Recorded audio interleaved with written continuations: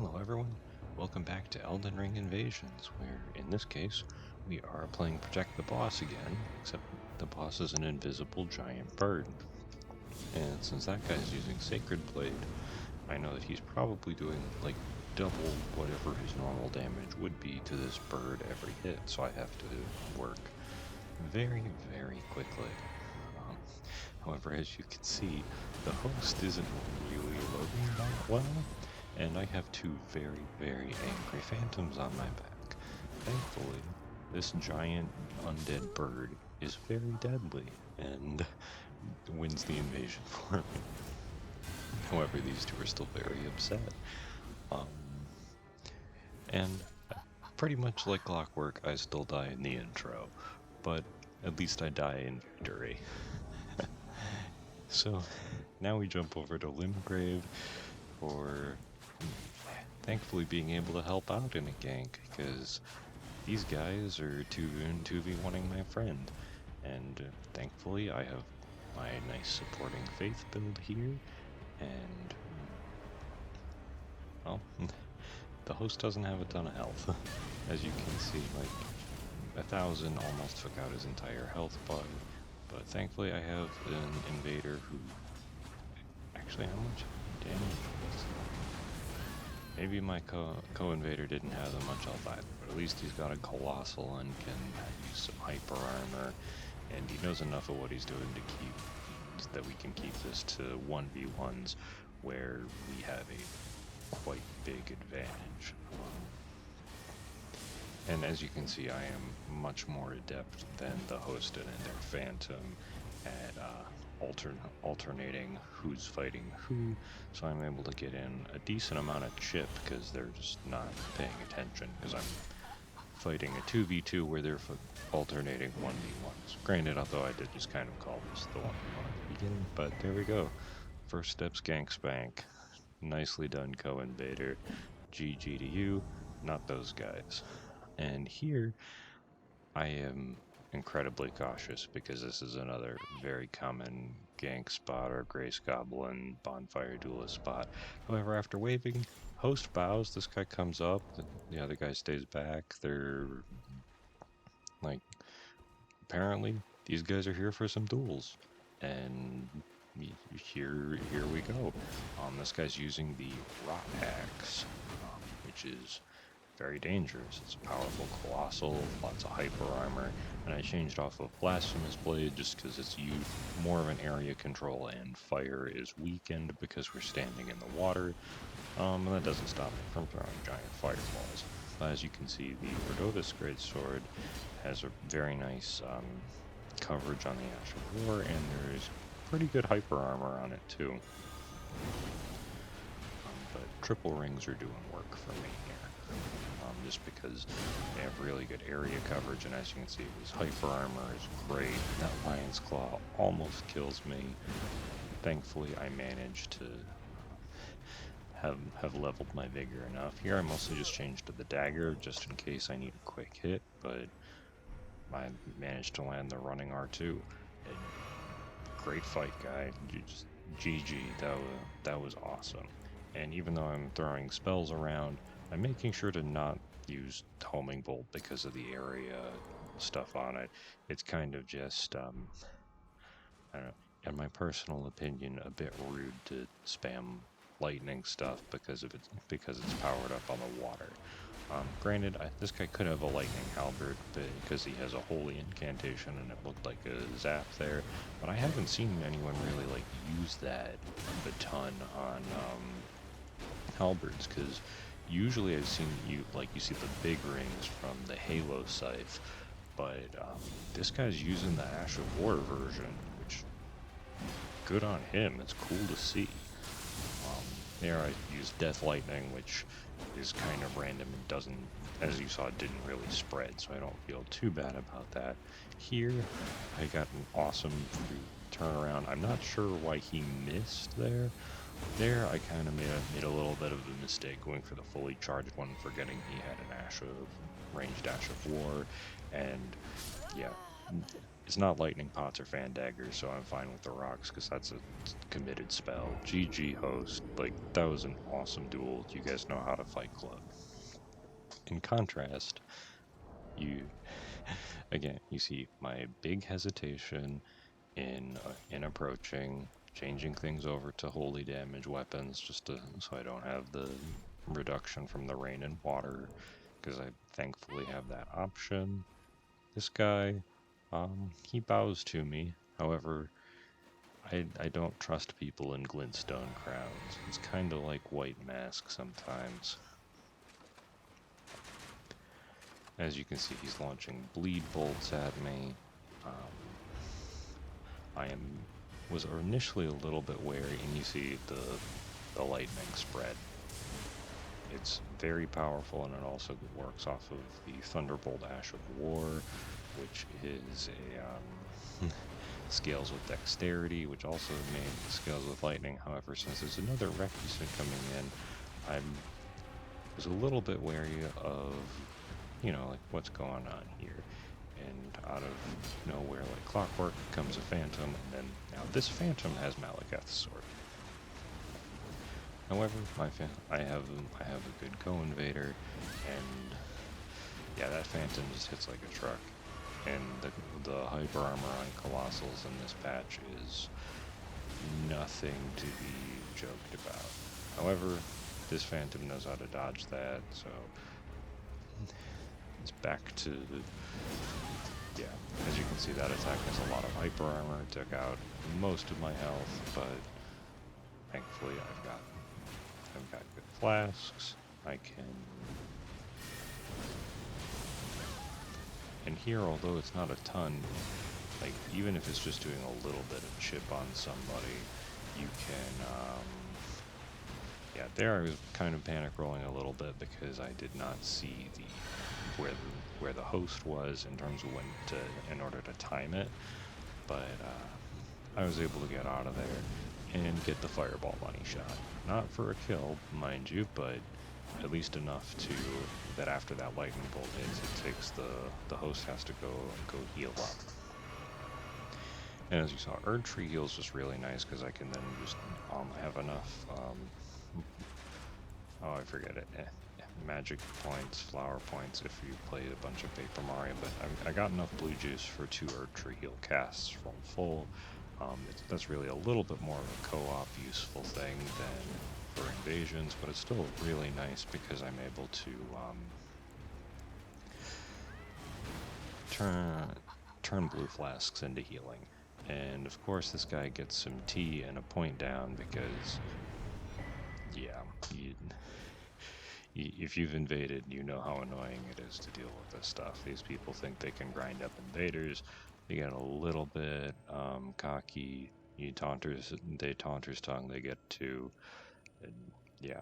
And rocks is just really good for chase downs. Honestly, I think it's better than fan daggers. Now here, I'm just kind of waiting in Elfale because across the way, as you just saw, that there's a phantom. Now over here, I feel relatively safe because I have clean rod knights.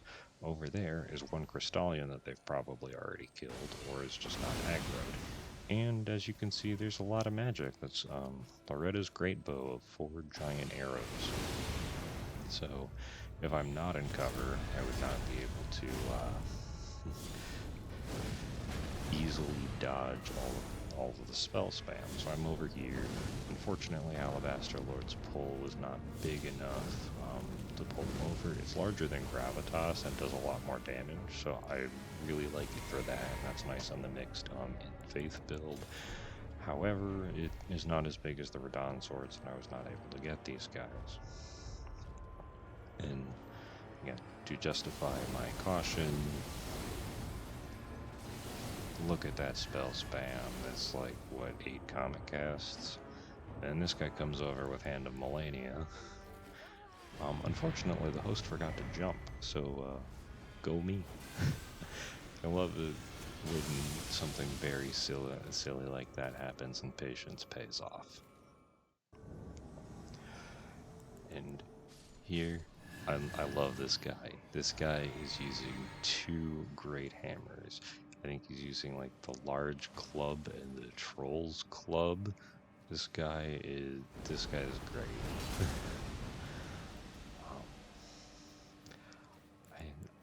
I guess the large club can have, I think it looks like lightning greases on it, and he is using Golden Land, which is one of the Erd Tree ashes of War. It's really powerful. I love it. And it's unfortunately for this host that I've used it enough that I know to respect it and stay away, because I know that even before this patch, the hyper armor is crazy, and if you get caught in it, you're gonna get blendered. That thing can take out full health bars depending on the build and, well, I guess how much health you have. And here I'm just move over to the warped axe just because the poise damage on axes is crazy, and then just like the nice big horizontal swing on it is super nice. GG double club guy. That was a really good fight, and I love your build.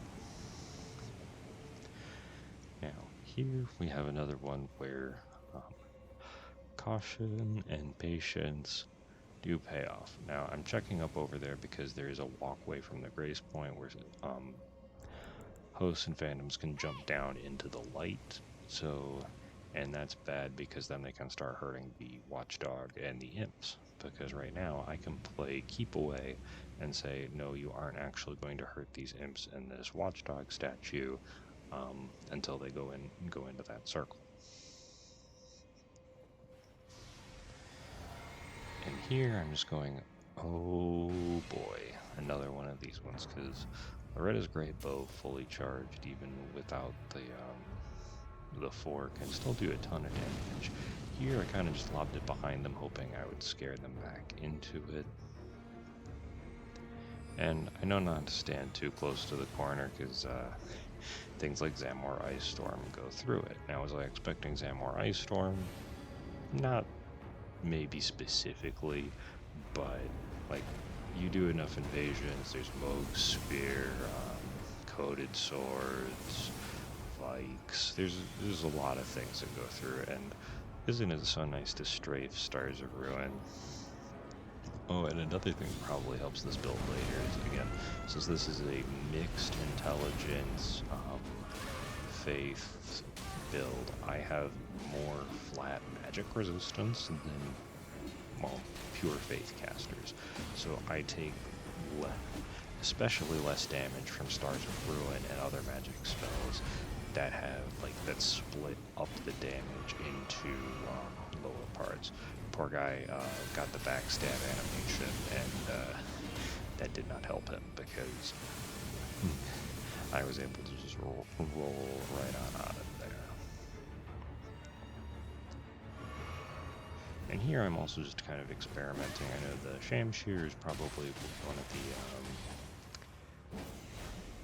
the Shamshir one-handed R1 moveset is a little bit better than the Beastman's Cleaver, but I wanted to try the Beastman's Cleaver out because it has a pretty sick jumping attack. And folks, please level your vigor. I'm invading at level 150, so that person has had less than 700 health for a lot of levels. Yeah, and now here I just got out a little bit of looking because I spawned at the top of Elo Annex Tunnel where there's an Estelle. Now, knowing that there's Summon Pool and Grace Point right there, I kind of just hucked a Fireball because I didn't want to get ambushed by a Phantom, even though the host was a little bit further up. And as you can see, doors open, fog walls right there. And there's a fingerprint shield here to greet me. So I'm just like, have a Fireball. I'm going to grab a Kick Misery Cord just in case I need to get a nice little crit. I've got Stormcaller Flamberge just because it's good for tight spaces where Taker's Flames might not be as good. Now here, I'm not entirely sure what's going on. I throw some gold donuts. And here I'm about to wave and just kind of let them fog wall me because they're not being very aggressive. However, the host does that. Double Dragon Communion, Seal Rot Breath. I'm just like, okay, now it's on, and you're gonna have to die. And lo and behold, I'm pretty good at aiming fireballs. So 2 fireballs later, bye host. Yeah, if an invader's gonna let you fog wall, take the fog wall. Don't get fireballed to death because you tried to halitosis an invader. And again, here I just got out some running because I spawned down by the Deathblight worm dudes down an elevator behind the Grace Point, and I'm just running to catch up to see what the heck is going on. Now, they did forget to finish off a couple skeletons, which I'm just like, okay, so they're moving kind of quick, and they're down there. So I was like, all right, fireball time, see if I can catch them while hunting one of the big skeletons. And there I'm like, ooh, I might be able to knock the host into the hole, but they decided against going down there and being separated from their friends. And here I'm just like, alright, I know that there's like one skeleton guy there. That's not going to be enough. There's some terrain here that I can use, and there is a bunch of banished knights behind me. So, throw a fireball, nothing there. But seeing them come closer, especially the host, I get a hit, but he gets knocked to safety rather than away from it. And I'm kind of just starting with the Gargoyle's Black Blade, mostly just because I like the way it looks. The ability is cool. Is it as good as the Ordovis? No. So I switch back over to have a little bit more hyper armor and a close AoE. And yeah, discs are so nice. Probably could have followed them. Now, there's one thing I want you to pay attention to, and that is the host is not here. Like, the host's at the Grace Point. I do wonder, it's like, how far they've been going. I barely live that because big weapons hit like trucks. But again, the host is at the Grace Point. I don't know whether the host has to use a warming stone because these guys have been like co-oping since the beginning, and I'm catching them later in if they fought another invader. But whatever it is, the host is not with these two. So instead of it being a 3v me and this guy, it is me and a banished knight, which is a very serious enemy in league with like the Elfale Clean Rod Knights, against the two of them, which is much more even than it would be if the host was also here just staying on top of me. And as you can see, I was able to free aim a fireball over and get one of the two phantoms. You know, unfortunately for me, this guy does know what he's doing. Now that was mostly because I didn't know whether or not there was like a bubble barrier, because the glintstone is just really good at helping out with that. Hindsight, probably could push a little bit further. Don't go for the backstab. And yeah. So, this is not a super clean fight for me. Probably two-handed swim blade. Try and bully a little bit more with the hyper armor changes. But I'm holding out. Here we go. But again, because the host is absent, things are taking long enough that another banished knight hears what's going on and decides to come say hello. Now, this phantom is doing the smart thing and trying to get back to his host because he doesn't want to get 2v1'd. However, I have good ranged options, and he was out of flasks, and I was able to get him. And now, poor host, having both of his phantoms eviscerated, has to fight me and a banished knight. But, yeah. So, stick with your phantoms. But again, all in all, fun fight, good invasion. Still loving this build. I hope you had a good time with the invasions too. And I'll catch you in the next one.